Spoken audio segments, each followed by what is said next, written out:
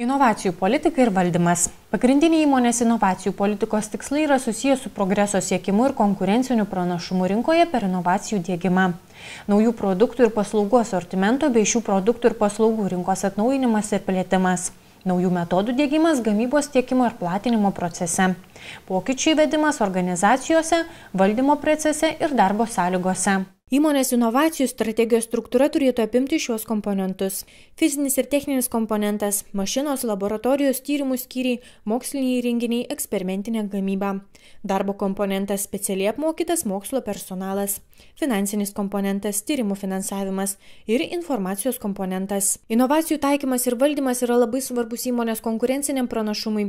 Tai yra įmonės strategijų valdymo dalis, todėl turi atitikti įmonės prioritetus. Inovacijų diegimas numato pokyčių valdymą. Inovacijų strategijos įgyvendinimui reikalingi finansai.